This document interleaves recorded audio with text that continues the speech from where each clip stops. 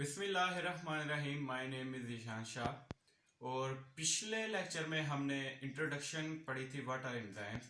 तो कुछ डाउट्स रह गए थे उसके अंदर एंजाइम डिस्ट्रीब्यूशन इन सेल के अंदर, तो वो मैं एक दफ़ा क्लियर करवाना चाहता हूँ। उसके फिर हम पढ़ेंगे इसकी करेक्टरिस्टिक के बारे में। आज मेन लेक्चर जो है वो हम इसकी करेक्टरिस्टिक के बारे में पढ़ेंगे, ठीक है। सबसे पहले हमने पढ़ा था कि ये जो एंजाइम्स होते हैं ये साइटोप्लाज्म के अंदर डिजॉल्व हो जाते हैं, ये पॉइंट क्लियर था। दूसरे नंबर पे हमने जो पढ़ा था पॉइंट वो था कि ये प्रोटीन सिंथेसिस के अंदर ये काम देते हैं, जिसमें हमने एग्जाम्पल पढ़ी थी रिबिस्को की।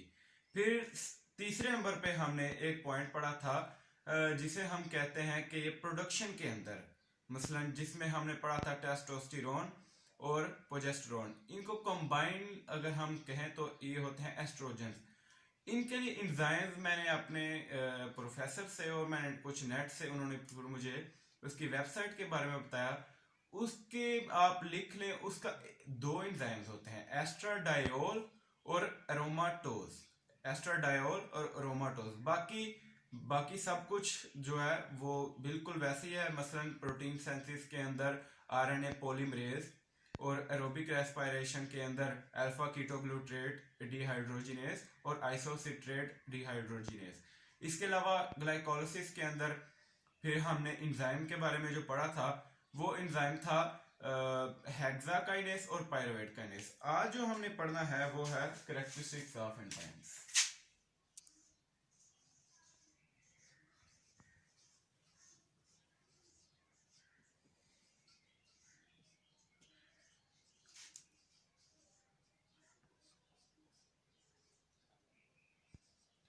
एंजाइम्स की जो कैरेक्टरिस्टिक्स होती हैं, सबसे पहले जो इसकी कैरेक्टरिस्टिक होती है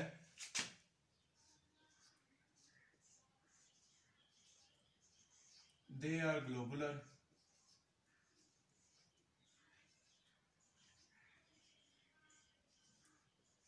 प्रोटीन्स, ठीक है, ये प्रोटीन्स होती है। अगर ये प्रोटीन होती हैं तो वैसे तो बुक के अंदर नहीं है, तो हम इसकी एक एक्स्ट्रा जो कैरेक्टरिस्टिक लिख सकते हैं, ये लिख सकते हैं they are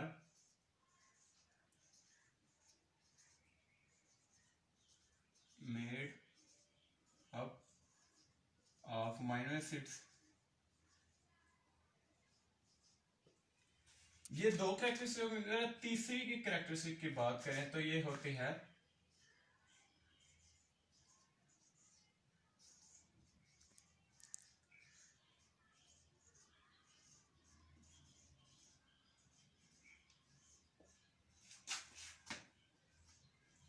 rate of reaction. They foster the rate of reaction without themselves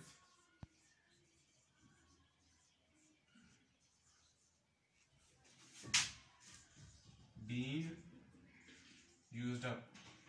खुद यूज नहीं होते तो रेट ऑफ रिएक्शन को ये फास्ट कर देते हैं। जैसे कि हमने पढ़ा था all those biological compounds that catalyze the chemical reaction and remains unchanged after the completion of reaction।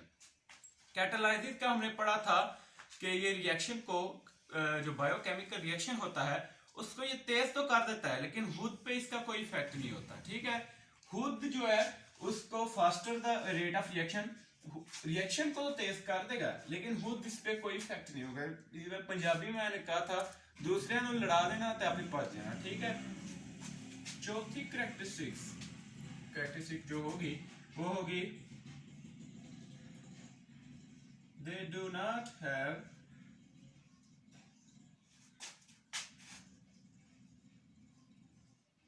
effect on the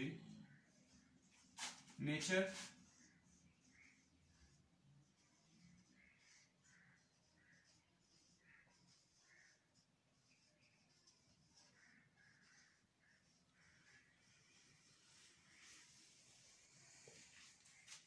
they do not have effect ये जो एंजाइम होते हैं, मैंने इधर प्लूरल इस्तेमाल किया, प्लूरल के साथ हमेशा डू इस्तेमाल होगा, अगर सिंगुलर होगा तो डज होगा।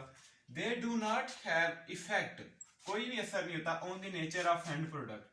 फॉर एग्जांपल अगर इधर एक एंजाइम है, मैंने डायग्राम बनाई थी, एंजाइम के साथ अगर आके सबस्ट्रेट अटैच होता है या एंजाइम जाके सबस्ट्रेट के साथ अटैच होता है, ठीक है, तो सबस्ट्रेट जब अटैच होगा, वो अटैच होने के बाद एंड प्रोडक्ट में चेंज हो जाएगा। इसलिए कहते हैं कि अगर एक दफा जो सबस्ट्रेट है वो एंड प्रोडक्ट में चेंज हो गया, फिर इसका एंजाइम का इसके ऊपर कोई भी असर नहीं हो सकता। ठीक है, आगे हमने मैकेनिज्म पढ़नी है नेक्स्ट लेक्चर में, उसमें हमने पढ़ना है कि सबस्ट्रेट का इसके ऊपर इफेक्ट हो सकता है, जिसमें हमने फीडबैक इनहिबिशन पढ़नी है, जिसमें हमने पढ़ना है कि ये एंड प्रोडक्ट का इसके ऊपर इफेक्ट हो सकता है, लेकिन ये जो एंजाइम होते हैं they do not have effect on the nature of end product. ठीक है, 4 हो गई। पांचवी, एंजाइम्स आर स्पेसिफिक।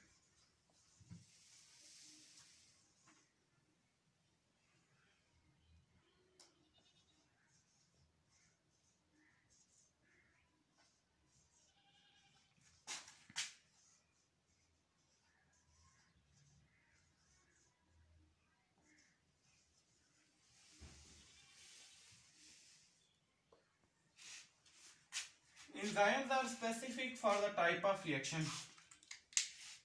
हमारी बॉडी में मुख्तलिफ किस्म के बायोकेमिकल रिएक्शन होते हैं, जिसमें बहुत से बायोकेमिकल रिएक्शंस के लिए स्पेसिफिक टाइप ऑफ एंजाइम होते हैं। मसलन स्टमक में हमने पढ़ा था पेप्सिन और पेप्सिनोजिन के बारे में, उनके स्पेसिफिक होंगे जो एंजाइम होंगे, उनको HCl के साथ रिएक्ट करना होगा पेप्सिनोजिन को पेप्सिन की एक्टिव फॉर्म में जो है आने के लिए, इसीलिए उधर स्पेसिफिक किस्म के जो उसके लिए एंजाइम होंगे वो इस्तेमाल होंगे। ठीक है, इसके अलावा और भी बहुत से रिएक्शन हैं, कुछ भी हो सकता है, जैसे डाइजेशन के अलावा हम कह सकते हैं कि प्रोटीन की ब्रेकडाउन के लिए कुछ इस्तेमाल होते हैं। बहुत सी टाइप्स हैं एंजाइम के, वो स्पेसिफिक होंगे कि वो प्रोटीन की डाइजेशन कराएंगे, कुछ प्रोटीन की डाइजेशन कराएंगे और कुछ फूड डाइजेस्ट होकर स्टमक में कराएंगे। ठीक है, 5 हो गई। आगे 6th वाली है enzymes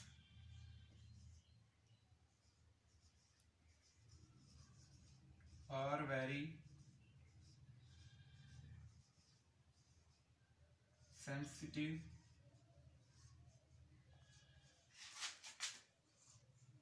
to a minor change in pH। अगर pH होगी, इसकी एक स्पेसिफिक pH होती है, तो अगर ये उससे ज्यादा हो जाएंगे तो ये डीनेचर्ड हो जाएंगे, अगर उससे कम होगा तो फिर भी इसका जो है इसका काम सही तरीके से अपना पूरा नहीं कर पाएगा। तो मैं इधर रेस करता हूं।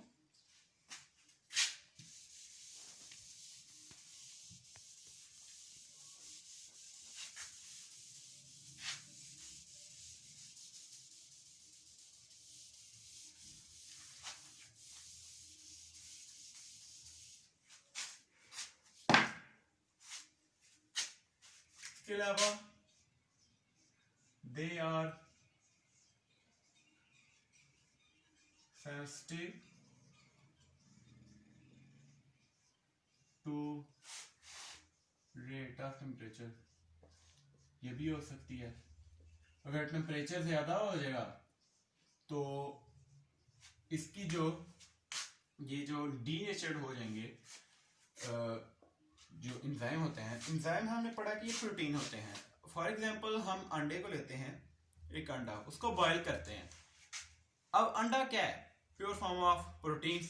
अगर ज्यादा उसको फॉर एग्जांपल हम उसको ज्यादा जो है बॉईल करेंगे, ज्यादा हीट देंगे तो जम से जाएंगे, डीनेचर्ड हो जाएंगे। इसी तरह ये एंजाइम भी प्रोटीन होते हैं, अमीनो एसिड से बने होते हैं, ग्लोबुलर इसके स्ट्रक्चर होते हैं। अगर हम इसको अगर हमें बुखार होता है, फॉर एग्जांपल बुखार हो जाएगा तो ये जब 106 से ज्यादा हमने पढ़ा फ़ारेनहाइट से ज्यादा हो जाता है तो एंजाइम जो डीनेचर्ड हो जाते हैं, जिसकी वजह से हमारी डेथ अकर हो सकती है। ठीक है, और जो अगला जो पॉइंट है, they require aqueous medium for their proper functioning।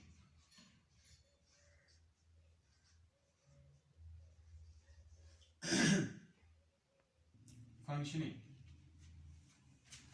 और अगला जो पॉइंट होगा इसका, they can be inhibited by inhibitor. Inhibitor के बारे में हमने पढ़ना है कि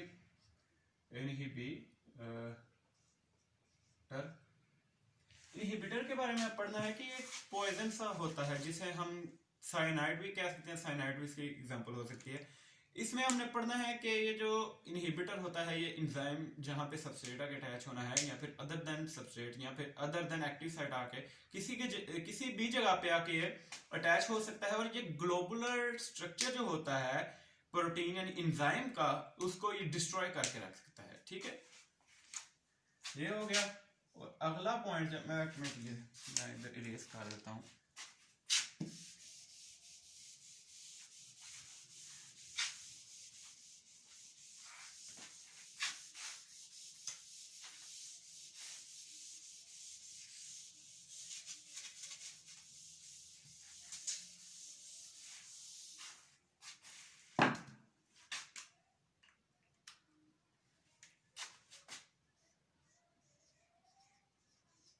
They lower the activation energy of a cell। अब ये एक्टिवेशन एनर्जी जो है ये क्या है?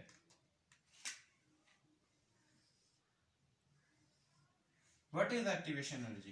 The minimum amount of energy or heat required to break bonds, make bond, या फिर किसी भी केमिकल रिएक्शन को स्टार्ट करने के लिए या फिर उसको एंड करने के लिए जो मिनिमम एनर्जी होती है उसे हम एक्टिवेशन कहते हैं। अगेन मैं इंग्लिश में कहता हूं, the minimum amount of energy required to make bonds, break bonds, to initiate chemical reaction और टू रिटार्ड और एंड अ केमिकल रिएक्शन। ठीक है, ये हो गई। और जो लास्ट वाली इसकी जो करेक्टरिस्टिक्स में जो लास्ट वाली करेक्टरिस्टिक है उसमें हम पढ़ेंगे दे रिक्वायर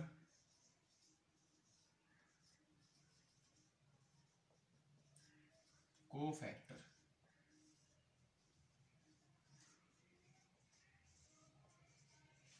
फॉर देयर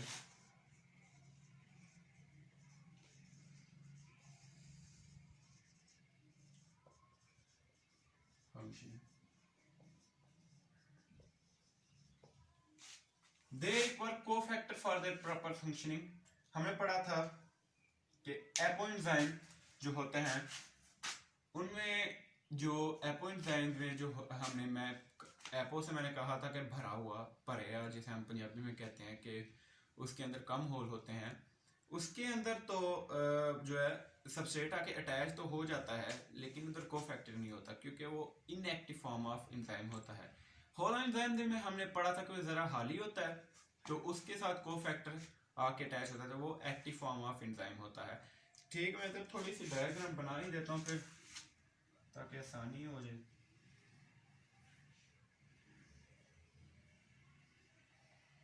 ये इधर हालो एंजाइम है,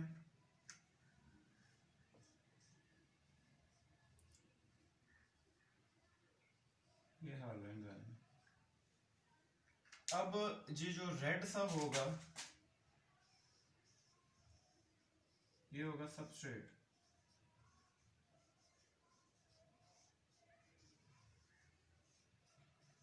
और मैं इधर ग्लू के साथ